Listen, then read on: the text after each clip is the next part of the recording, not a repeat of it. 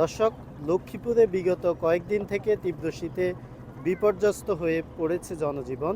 তেমনইভাবে আমরা এখন রয়েছি লক্ষ্মীপুরের মজু চৌধুরীহাট। এই মজু চৌধুরীহাট জেলেপল্লীতে প্রায় 180টি পরিবার তারা বসবাস করেন। এই তীব্র শীতে কনকনে ঠান্ডায় কিভাবে কাটছে তাদের জীবনযাপন, আমরা এখন তাদের কাছ থেকে শুনবো সেই কাহিনীগুলো।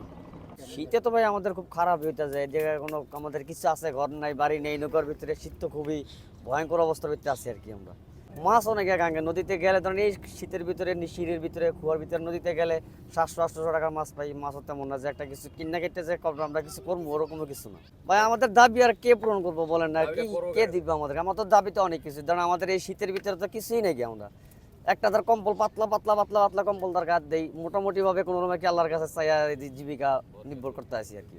যাই বড় মাছ শীত লিয়ে ধরতেই না, শীত বেশি কারণে ধরতেই না। আর এই বাল বছর লিয়ে শীতে যাবো কেমন?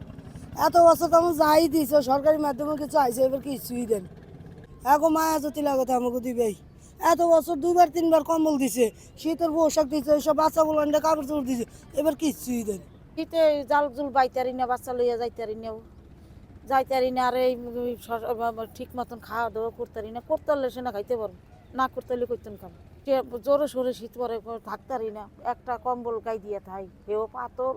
এই বছর দেয়নি, ফ্যান করিয়া পাইতাম, আর এবারে একটা কম্বলও দেয়নি আমাকে। শীত আছে, এই যে গেলাম না খাদ্যার কম্বল গাই দিয়ে। শীত বেশি, তাহলে তো বদ্ধ বেশি, এবার বেশি শীত।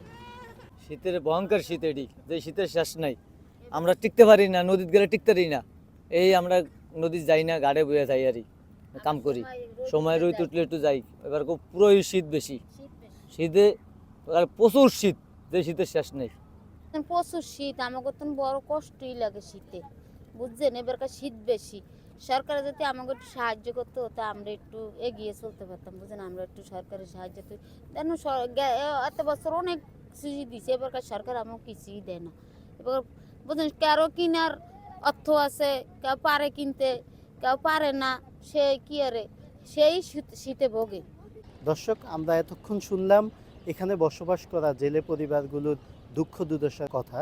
তারা আমাদেরকে যেটি এখন জানিয়েছেন যে আসলে যদি তাদেরকে সরকারি এবং বেসরকারি ধনাঢ্য মানুষজন তাদেরকে সহায়তা করেন, তাহলে এই শীতে কিছুটা হলেও তাদের কষ্ট লাঘব হবে।